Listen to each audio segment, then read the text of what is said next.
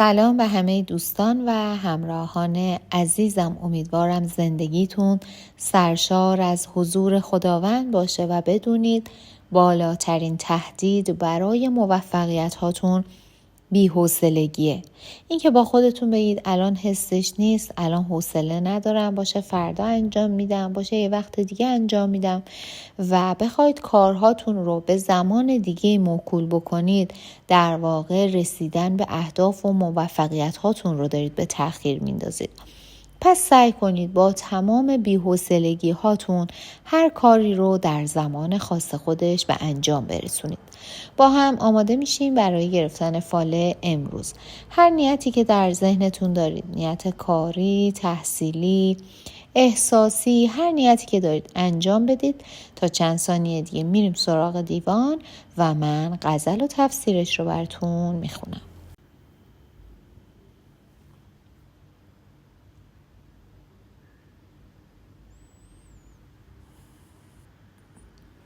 خب دوستان، اگر نیت هاتون رو انجام دادین، با هم ببینیم حافظ امروز چطور ما رو راهنمایی میکنه. دیر است که دلدار پیامی نفرستاد، ننوشت سلامی و کلامی نفرستاد. 100 نامه فرستادم و آن شاه سواران، پیکی ندوانید و سلامی نفرستاد. سوی من وحشی صفت عقل رمیده، آهو روشی کبک خرامی نفرستاد. دانست که خواهد شدنم مرغ دل از دست، و از آن خط چون سلسله دامی نفرستاد. فریاد که آن ساقی شکر لب سرمست، دانست که مخمورم و جامی نفرستاد. چندان که زدم لاف کرامات و مقامات، هیچم خبر از هیچ مقامی نفرستاد. حافظ به ادب باش که واخواست نباشد، گر شاه پیامی به غلامی نفرستاد. خب دوستان، باید بگم این غزل حافظ زمانی که شاه شجاع از شیراز دور بوده و در صدد فراهم کردن یک سپاه برای حمله به شیراز بوده سروده شده. حافظ میگه مدتی هست که دلدار پیامی نفرستاده که در اون برای من سلام و صحبت بنویسه، با وجود اینکه من برای اون 100 نامه فرستادم. اما در انتها اضافه میکنه که از ادب به دوره که شاه رو بازخواست کنیم. اما در تفسیر این غزل حافظ میگه مدتی هست که از محبوب، معشوق و دلدارتون بیخبر هستید و انتظار لطف و عنایت و محبت اون رو میکشید و باید بدونید هرچند که انتظار کشیدن کار ساده نیست، ولی این انتظار و تحمل سختی باعث تند شدن آتش عشق شما خواهد شد. انتظار هم لذت‌های خاص خودش رو داره که عاشقان واقعی قادر به درک اون هستن. صبر و آرامشتون رو از دست ندید، چون آرزوهای شما به تحقق میرسه و اون چیزی که انتظارش رو دارید براتون اتفاق میفته. اما بدونید که انتظار داشتن بیش از حد هم باعث کلافگی شما میشه و شما رو اذیت میکنه، شما رو از اون وضعیت عادی خارج میکنه. باید صبور باشید و با صبر کارهاتون رو پیش ببرید. در مورد این که از یار و محبوبتون بیخبر هستید و انتظار میکشید، حافظ میگه شاید این شخصی که شما بهش ابراز علاقه میکنید یک شخص بلند مرتبه‌ای هست که ازش بیخبر هستید و هیچ عکس‌العملی از ایشون دریافت نمی‌کنید. همونطور که حافظ در این غزل اشاره کرده که منتظر جواب نامه‌هاش از جانب شاه هست و در انتهای غزل میگه که نمیشه شاه رو بازخواست کرد. و شما هم باید این موضوع رو بررسی بکنید. شاید فاصله زیادی بین شما و اون شخص باشه، مثل فاصله‌ای که بین حافظ و شاه بوده و اون شخص شما رو در حد و اندازه خودش نمیدونه و شاید توقع شما توی این زمینه بی‌مورد هست. چون در نهایت شما نباید ارزش واقعی خودتون رو پایین بیاری، چون بیتابی بیش از حد شما طوری هست که در واقع شأن خانوادگیتون رو زیر سوال میبرید و حیفه که تا این اندازه بخواید خودتون رو مشتاق نشون بدید و طرف مقابلتون به شما بی‌محلی بکنه، جواب محبت‌های شما رو نده و شما رو چشم انتظار نگه داره. دوستان، در مورد نیتی که دارید، هدفتون و فکری که در سرتون هست، کاری که قرار هست انجام بدید، حافظ میگه بعد از مدت‌ها الان فکر میکنید یک ایده های جدیدی به سرتون افتاده که اینها باعث میشه نیروی تازه‌ای به شما وارد بشه، انگیزه زیادی بهتون بدن. اما بدونید عملی کردن این نیت کار سختیه و در واقع مشقات زیادی برای شما داره، اما در نهایت اون چیزی که برای شما نتیجه داره، به ثمر میرسه، میشه گفت تمام سختی های این راه رو از تن شما بیرون میکنه، چون شما ذاتی پاک و خوب دارید و بدونید که خداوند شما رو یاری میکنه.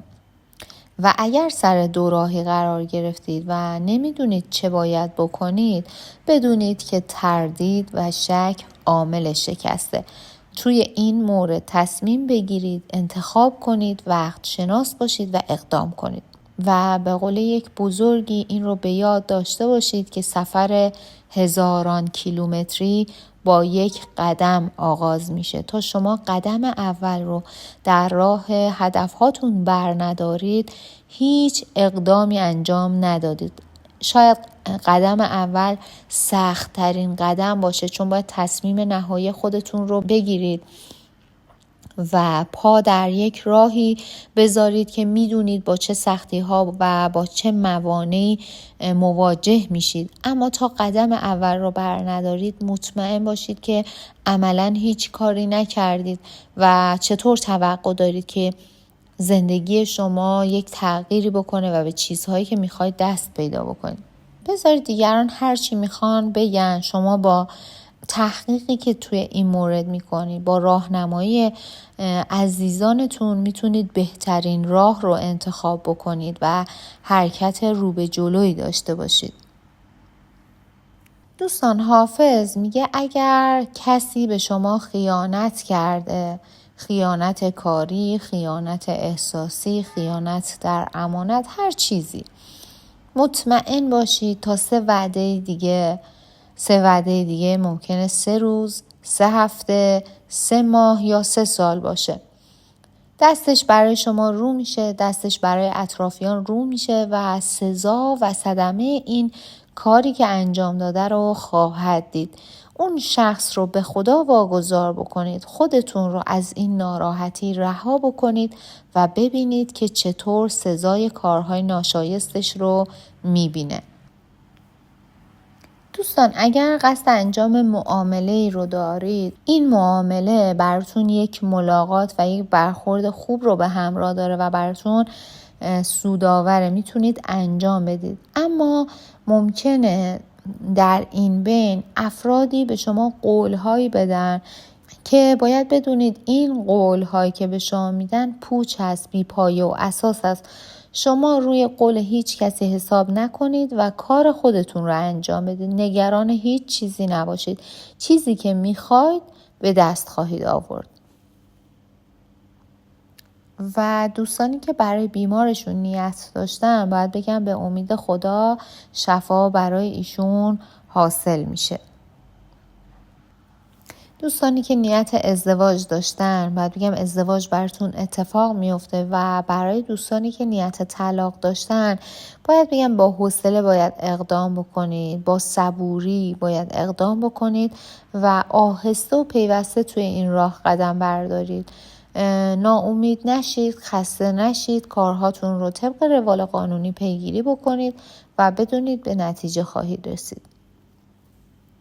و نکته‌ای که در انتهای غزل حافظ داره اشاره میکنه اینه که اگر جدیداً دچار یک ناراحتی و وسواسی شدید در مورد کارهاتون، علتش عدم آگاهی از چگونگی اون موضوع هست.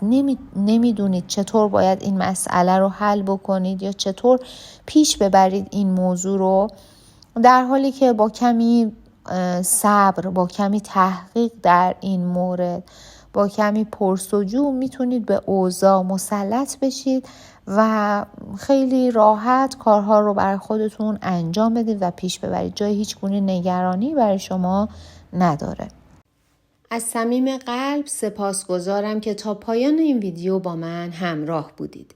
بودن شما، خوندن پیام هاتون و حضورتون در این مسیر برای من نه تنها دلگرم کننده است، بلکه یادآور اینه که هنوز هم میشه با واژه ها، با تأمل و با گفتگو نوری انداخت بر تاریکی های ذهن و دل.